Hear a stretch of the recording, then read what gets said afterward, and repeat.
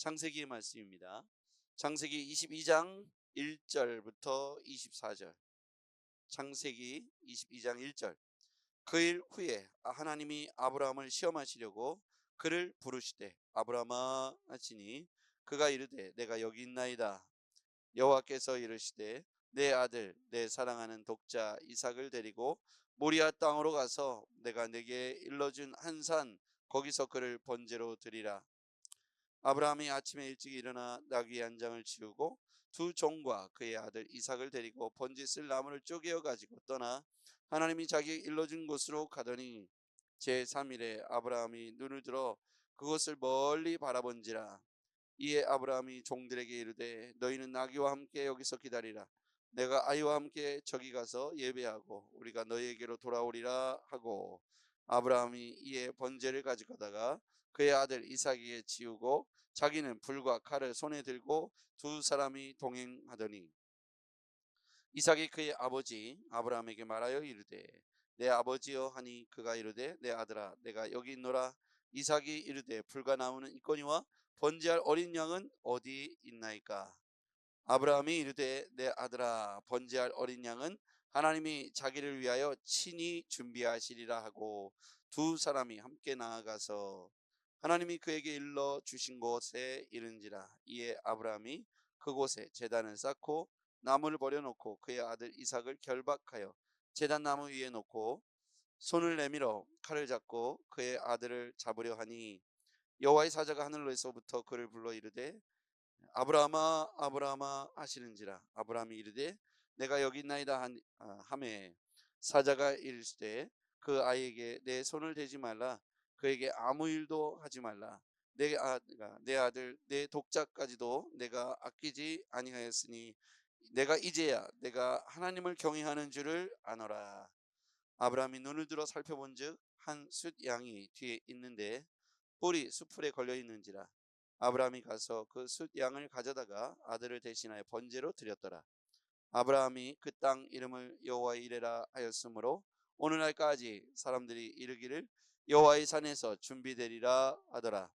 여호와의 사자가 하늘에서부터 두 번째 아브라함을 불러 이르시되 여호와께서 이르시기를 내가 나를 가리켜 맹세하노니 네가 이같이 행하여 내 아들 내 독자도 아끼지 아니하였은즉 내가 내게 큰 복을 주고 내 씨가 크게 번성하여 하늘의 별과 같고 바닷가의 모래와 같이 하리니 내 씨가 그 대적의 성문을 차지하리라.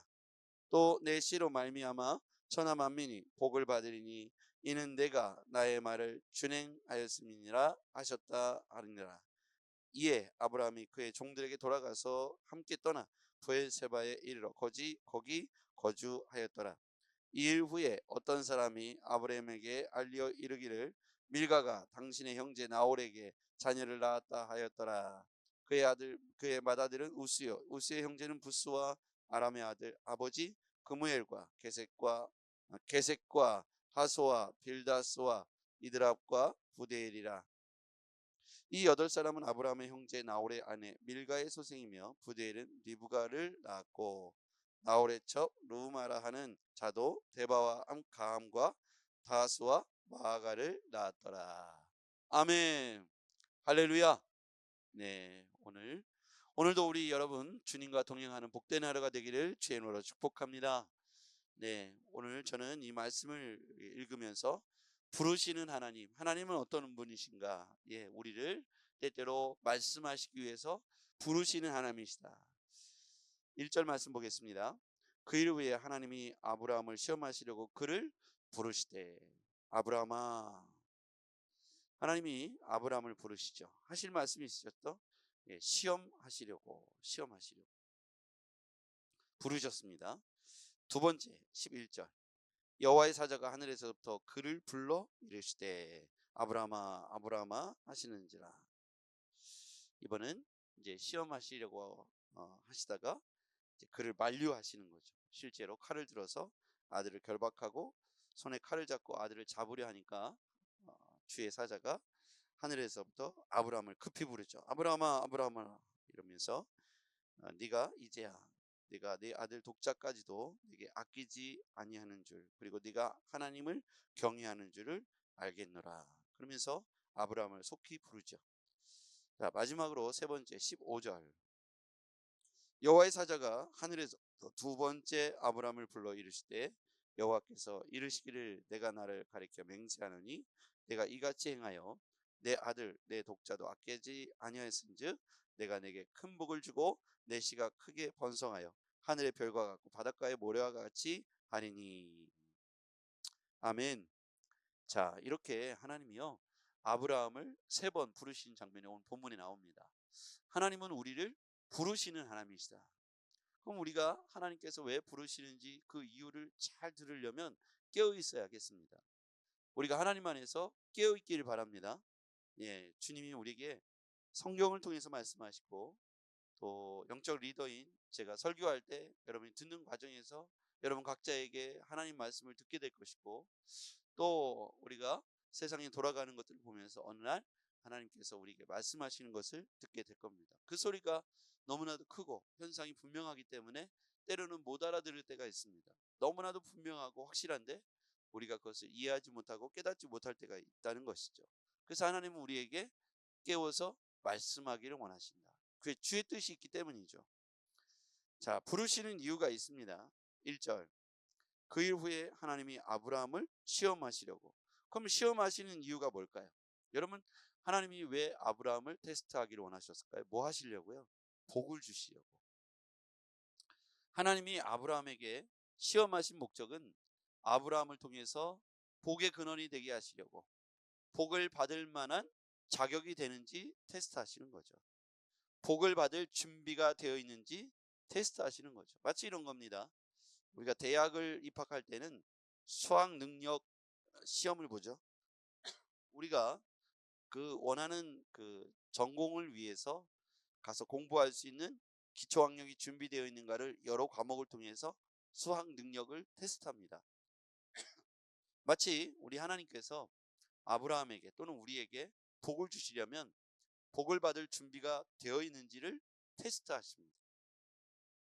여러분과 제가 우리 교회가 그 테스트에 합격해서 받을 만한 자격이 있는 그리스도인 교회가 되었으면 좋겠습니다. 우리가 준비가 되어 있지 않으면 하나님께서 우리에게 주시는 것이 헛되고 오히려 독이 될 수 있기 때문이죠. 그래서 그것을 맡길 만한 준비가 되어 있는지, 맡을 만한 준비가 되어 있는지를 여러 믿음의 환경을 통해서, 극단적으로 어려움을 통해서 하나님께서 확인하시는 장면이 나옵니다. 하나님이 아브라함을 시험하시려고 라고 말씀하시죠. 그러면서 이제 11절 이하에 보면 아브라함이 결박하여 칼을 들어서 아들을 잡으려 하니까 하늘의 사자가 부르죠. 그러면서 12절에 보니까 같이 읽어보겠습니다. 12절 시작. 사자가 이르시되 그 아이에게서 내 손을 대지 말라.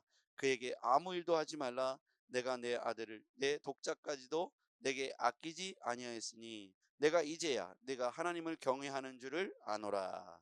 아멘. 네가 하나님을 사랑하느냐? 네가 하나님을 신뢰하느냐? 네가 하나님을 끝까지 의지하겠느냐? 이거를 질문하는데 하나님께서 아들을 통해서 질문하신 거예요. 시험 문제가 아들을 통해서. 근데 여러분 여기서 보면 내 아들 내 독자까지도 내게 아끼지 아니하였으니 그 이 말에 동의합니다. 내 아들 내 독자까지도. 그러니까 아브라함에게 있어서 가장 중요한 게 뭘까? 여러분 금일까요? 아들일까요? 왜냐하면 이 아들이 보통 아들이 아니잖아요. 또 이삭이요. 그렇죠? 예, 뿐만 아니라 이 아들을 이렇게 내놓으라. 이 표현이요. 얼마나 그 테스트에 있어서 난이도가 최극상이라는 거예요. 그러니까 여기 성경에 보면 내 아들 내 독자까지도 내게 아끼지 아니하였으니 라는 표현을 씁니다. 그거에 있어서 우리에게 질문하는 거죠. 너에게 이렇게 중요한 네 아들을 나를 위하여 이렇게 질문하시는 거예요. 테스트의 시험 그 문제가 아들을 통해서 난 거예요. 그러니 이 아들을 주님 앞에 드릴 수 있는가에 대한 질문은 굉장히 고민스럽고 고통스럽고 절규할 수밖에 없는 문제죠. 여러분 어떻게 이 말이 좀 동의가 되십니까? 아들 독자밖에 없는 이문한 안수집사님, 이게 확 와닿지 않아요? 예? 딸 하나밖에 없는 이재희 집사님, 이게 너무 무서운 질문이지 않아요? 그죠? 저는 우리 이제 찬이를 치료하는 과정에서 그게 얼마나 극단적으로 어둠 가운데 우리를 몰아넣을 수 있는 시험 문제인지 정확히 알고 있어요. 그래서 성경에 보니까 시편에도 보면 스올의 깊은 골짜기를 다니는 것다. 이 스올이라고 하면 지하 무덤. 여러분 지하 무덤에 갇혀 있는 사람 생각해 보았습니까? 얼마나 그 고통스럽고 안타깝고, 마치 이런 우리 하나님께서 우리를 네 아들 네 독자까지도 나를 위하여 아끼지 않고라는 표현을 할 때 과연 내가 이것을 다시 할 수 있을까? 쉽지 않은 문제겠죠. 하나님께서 뭐 하시려고? 예, 복을 주시려고. 그런데 그 복이 나중에 귀결되는 게, 아브라함을 시험하신 이유가 귀결되는 게 16절에 나옵니다. 16절, 17절. 17절을 보죠. 17절. 시작. 내가 내게 큰 복을 주고 내 씨가 크게 번성하여 하늘의 별과 같고 바닷가의 모래와 같게 하리니 내 씨가 그 대적의 성문을 차지하리라. 또 내 씨로 말미암아 천하 만민이 복을 받으리니 이는 내가 나의 말을 준행하였습니다 하셨다 아니라. 아멘. 시험이 이렇게 축복으로 연결된 케이스입니다. 그러면서 간증을 남겼죠. 여호와 이레. 그러니까 아브라함이 이 모든 시험을 통과한 이후에 여호와 이레 하나님이라고 자신의 삶에 간증을 남겼습니다. 그 간증의 내용 가운데 보니까 자기도 복을 받을 뿐만 아니라 자기 씨가 하늘의 벽과 같고 모래와 같고 내 씨가 내 대적의 성문을 차지하고 내 씨로 말미암아 천하 만민이 복을 받게 될 것이다. 이 이유는 내가 나의 말을 준행하였기 때문이다. 이 말은 시험에 통과했다라는 것이죠. 하나님께서 우리에게 시험을 주시는 목적은 하나님이 우리에게 복을 주시려고, 복을 맡을 만한 준비가 되어 있는지 테스트하는 것이 바로 시험이라는 것이죠. 우리에게 시험 문제가 각각 다를 수 있어요. 아브라함에게 이삭은 아시는 바와 같이 독자 이삭을 얻기까지 얼마나 오랜 시간을 기다려야 했습니까? 그렇죠? 그러니까 아브라함에 있을 재산 목록 1호는 아들 이삭이 되는 게 맞겠죠. 여러분에게 있어서 현재 가장 중요한 재산 목록 1호를 가지고 시험 문제가 내어질 수 있다면 통과하는 것이 정말 쉽지 않겠죠. 그래서 우리는 하나님께서 우리에게 그 뒤에 복을 맡을 만한 준비가 되어 있는 사람인지 아닌지를 테스트하는 이 시험 문제에 대해서 연습하고 대비하고 또 문제를 풀어보고 우리의 작은 과제들을 하나씩 하나씩 넘겨보면서 마침내 하나님께서 우리에게 큰 어려운 숙제를 내준다 해도 감당할 수 있도록 준비하는, 우리 시험을 준비하는 그런 태도가 지금 우리가 겸비해야 할, 준비해야 할 모습이라고 생각합니다. 여러분과 제가 말씀 앞에서 준행하고 순종하는 훈련이 되시기를 바랍니다. 아브라함이, 저는 이 본문을 읽으면서 2절과 3절의 연결 부분에 잠깐 머뭇거렸어요. 2절과 3절이 하나님께서 시험 문제를 내는 것이고 3절은 순종하는 모습입니다. 시험 문제를 풀어가는 모습이죠. 2절을 제가 읽겠습니다. 여호와께서 이르시되 내 아들 내 사랑하는 독자 이삭을 데리고 모리아 땅으로 가서 내가 내게 일러준 한 산 거기서 그를 번제로 드리라. 내 아들 내 사랑하는 독자 이삭, 이렇게 설명했어요. 내 아들 내 사랑하는 독자 이삭. 그러니까 이거에 대해서 서로 이삭, 이 아브라함과 하나님 사이에는 분명히 공감대가 있는 거예요. 그렇죠? 이게 보통 아들이 아니라는 사실을 강조합니다. 그런데 3절 보겠습니다. 그를 번제로 드리라. 3절 아브라함이 아침에 일찍이 일어나. 이렇게 연결이 돼요. 사실 여기에서 몇 날 며칠 통곡하고 식음을 전폐하고 이런 얘기가 들어가 있어야 인간적이지 않을까요? 저는 그래서 2절과 3절을 읽을 때 머뭇거렸어요. 어떻게 이럴 수가 있지? 네? 보통 이 정도 되면 금식을 하고 식음을 전폐하고 머리에 띠를 두르고 들어 누워야 우리 그 한국 드라마 정서에 맞는 거잖아요. 우리 인간사가 그렇지 않을까요? 그런데 여기 보면 담백한 순종을 해요. 물론 창세기에서 아브라함의 연약한 모습을 굳이 여기다가 넣지 않았을 수도 있겠죠. 아브라함이 아침에 일찍 일어나 나귀의 안장을 지우고 두 종과 그의 아들 이삭을 데리고, 자, 이렇게 표현할 때 순종은 어떻게 하는 걸까? 그럼 미루다 미루다 순종하는 게 아니라 순종을 할 거면 즉시로 하지 않으면 우리가 하나님 앞에 순종하기가 어렵겠다. 그 시간이 뭐 하루 이틀 혹은 일주일 벌어지는 간격에 부정적인 생각과 마음들이 처음에 먹었던 순종의 마음을 다 가져가기 때문이죠. 순종은 즉시로 하는 것이다. 순종할 때 뒤를 돌아보지 않을 때. 그러면 우리는 어떻게 순종할 수 있을까요? 근거가 있어야 되잖아요. 하나님은 어떤 분이신가에 대한 고백이 있어야 우리가 순종할 수 있습니다. 하나님은 우리에게 시험하실 때 복을 주시려고 시험하신다. 하나님은 우리를 멸망시키려고 시험하시는 것이 아니라 복을 주시려고 난이도 높은 문제를 내실 것이다. 그래서 우리가 하나님을 철저하게 신뢰할 수 있다면 이 난이도 깊은 문제 가운데에서도 하나님을 신뢰하고 앞을 향해서 나아가야겠다. 순종은 즉시로 하는 것이다. 순종할 때 고민하고 시간을 미루면 미룰수록 순종하지 못할 이유들은 계속해서 생겨날 것이다. 오늘 이 순종만큼 오늘 여러분의 삶 가운데 하나님께서 개입하시고 여러분의 삶을 인도하실 줄 믿습니다. 저도 교회를 개척할 때 하루 만에 한 것 같아요. 아침에 듣고 오후 1시에 했으니까요. 만약에 그렇지 않았다면 일주일 혹은 1년 시간이 간격이 있었다면 아마 저는 다른 교회, 큰 교회 어떤 부목사 자리로 아마 가지 않았을까. 제 성향상 확률 99% 그렇게 했을 것 같아요. 근데 그날 그 말을 듣고 바로 개척을 그날 했기 때문에 지금 제가 이 자리에서 목회를 하고 있다라고 생각합니다. 왜냐하면 개척을 할 수 없는 여러 환경들이 제 앞에 있었기 때문이죠. 일단 돈이 없었고요. 함께 할 수 있는 사람이 없었습니다. 개척을 계획하거나 생각해 본 적이 없기 때문이죠.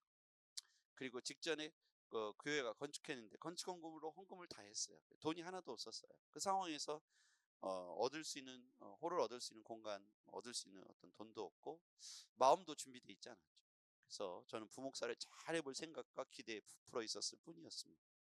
마치 그런 것 같아요. 오늘 우리가 하나님 앞에 순종이란 내일에 대한 기약, 돈에 대한 계산, 사람에 대한 어떤 그 기대감, 이런 것들이 있다면 우리는 머뭇거리게 되고 시작하지 못하는 것 같아요. 하나님께서 우리 등 떠밀 때 아멘하고 순종하면 그 가운데에서 즉시 순종하는 이에게 그 복이 주어지게 될 것이다. 믿음은 조건을 따라가는 것이 아니라 말씀을 따라가는 줄 믿습니다. 기도하겠습니다. 전능하신 아버지 하나님, 오늘도 주의 말씀을 쫓아 순종의 삶을 살아가는 우리가 되게 하옵소서. 아브라함이 복을 주시려고 하나님께서 가장 큰 숙제를 내셨습니다. 그러나 아브라함은 즉시 순종함으로 하나님께서 그를 내 독자, 내 아들, 내 독자도 내게 아끼지 아니하였다고 평가해 주셨습니다. 그리고 그것을 하나님을 경외하는 표현이라고 받아주셨습니다. 하나님, 우리에게도 그와 같은 마음을 허락하여 주시옵소서. 예수님의 이름으로 기도했습니다. 아멘.